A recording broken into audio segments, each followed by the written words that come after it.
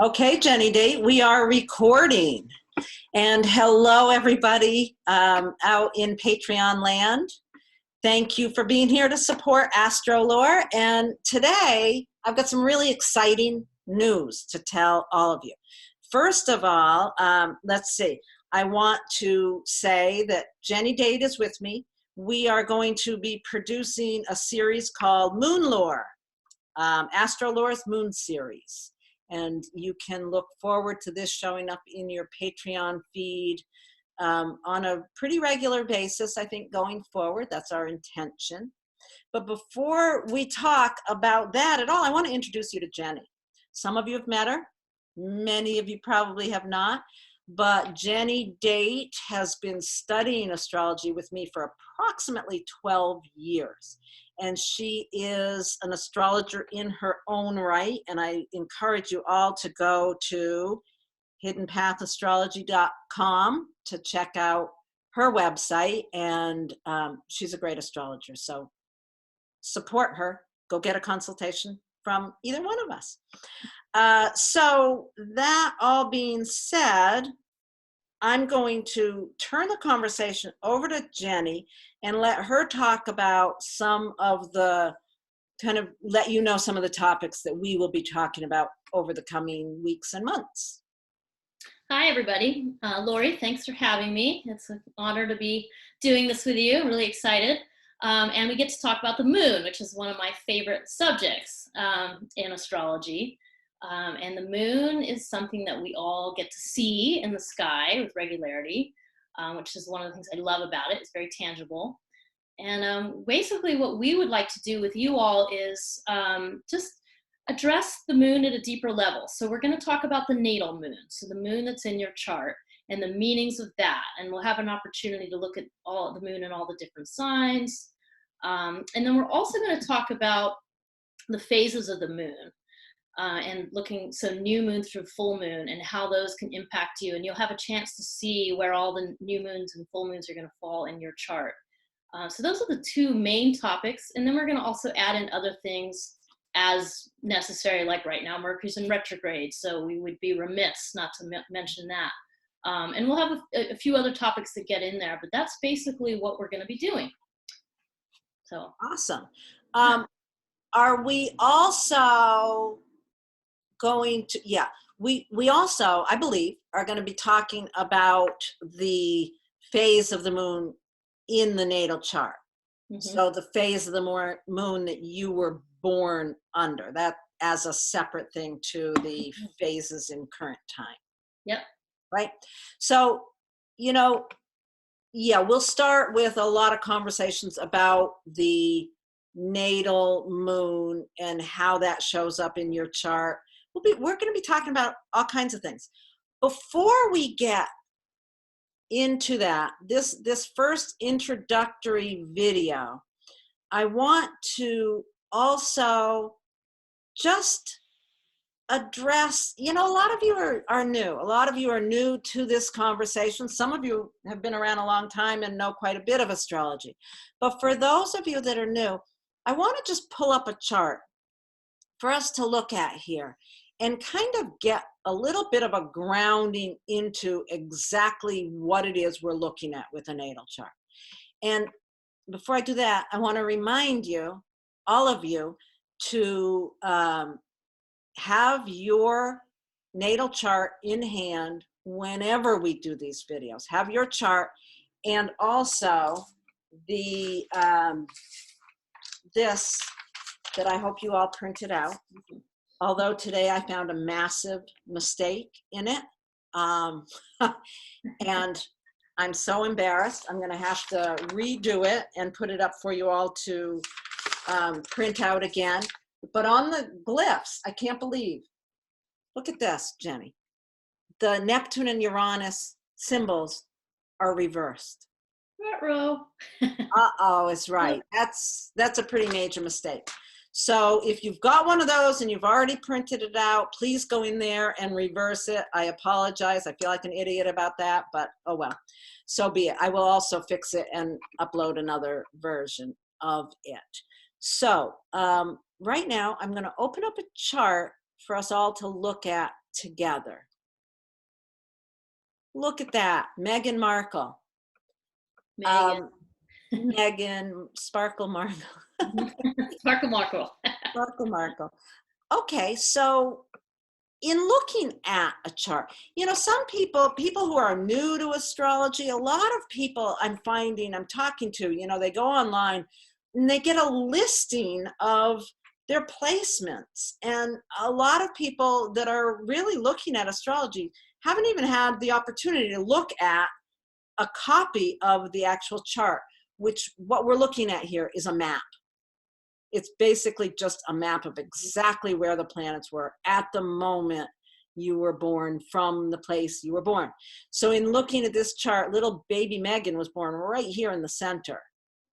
And all these symbols are planets. Each planet is in a sign and in a house. So since we're going to be talking a lot about the moon, I want to direct your attention, first of all, here is her moon, right here in Libra in the 4th house.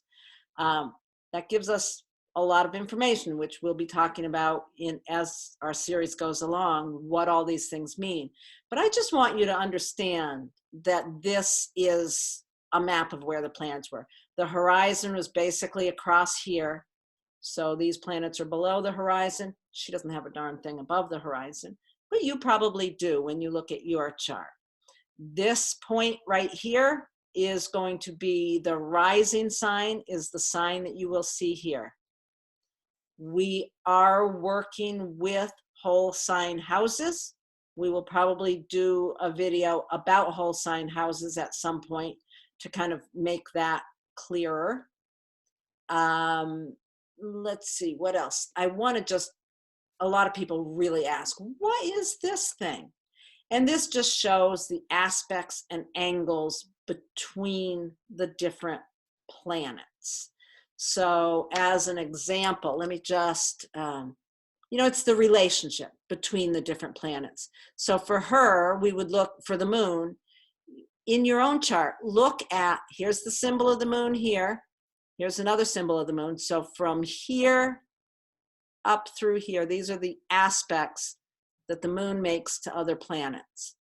Probably the most significant one that I can point to is the fact that the moon squares Mars. Mm-hmm. So in your own chart, look at the moon, and these are the angles. This means that her moon is in relationship with Mars. You'll come to understand this more and more as we go along. But I want you to know that these little symbols, the one that looks like just a circle with a line, means things are very close together in a conjunction. If there's a square aspect, it means a 90-degree between them. If there's this little star shape, that's a sextile, which is a 60-degree aspect between two planets. And does she have any trines? Oh, sun to the midheaven. A triangle means there's 120 degrees between two planets. An opposition means they're exactly opposed. Mm-hmm. That little symbol is the opposition. Mm-hmm. Okay, Jenny, what did I forget? What else do I need to say? Well, in the simplest of terms, is because this is our moon series and MoonLore. Just take a look at that moon, and right away you see, as mentioned in the very beginning, the moon in Libra. So that's the first thing to think about. Just in general terms, the moon represents emotional need. And even if you don't know a ton about Libra, one of the key things is that it's an air sign. So now her emotional needs are tied in with an air sign. And air signs tend to be above, like it's not an emotional sign for the moon to be in. Libra is about being copacetic and fairness and harmony. So just in the simplest terms, you think about her emotional need and this desire for social harmony, essentially. So air signs are more intellectual. Mm-hmm, that's right. Okay. So that's just to cue in, because sometimes you look at a chart and you're like, oh, there's all these symbols. And so we're just going to focus right on into that moon and start with that. And then the second piece is recognizing, oh, look, that moon is in the 4th house. It's in the sector of the chart marked by the 4. So that's the second piece of information that you can take in. And just in the simplest of terms, that is the root of the chart, the foundation. So now you know her emotional needs is at the foundation. And there's a piece that is about social graces, social harmony. So, and then you can go on and on from there, but that's just simple. so she needs to be social at home. Right, exactly. Very simple, right? And you can look at your own chart, look at the moon, find the sign it's in, find the house it's in, and just see, how does that make sense? What sign and house is your moon in, Jenny? Or is that too private? Well, it's private only because my moon is in Scorpio. Ah, okay. What house is it in? But it's in the 5th house. So what would be your instant, like, one sentence, moon, Scorpio in the 5th house? That I satisfy emotional needs through deep creativity. So creative projects are going to really feel good for me, like to work with creative projects and to have deep, quiet time with them. So how about you? Feeding your moon. Yes. Yes. For exactly. any of us, you look at your moon, feeding your moon feels good. So that's great. Deep, intense creativity makes you feel good. Mm-hmm. All right. Great. I think that's a pretty good. I have to throw this out here. Yes, you do. In the 8th house. So what would that mean? I feel good fighting with people about their values. Yes. No. Yeah, I feel good. Well, let's see. My mind goes totally blank. Isn't that funny? Aries moon. Aries moon is really about the need to be important. And the 8th house is about other people's baggage, other people's issues, deep issues. So I guess what makes me feel good is to be able to be kind of a factor in people really doing big work on big issues. I don't know how else to say that off the top of my head. I wasn't prepared. Well, just something about asserting yourself, right? Like you're able to assert yourself when working with others. Yes. And it's very helpful. Yes. Yeah. Yeah, it's kind of funny. I put myself on the spot and then didn't have an answer.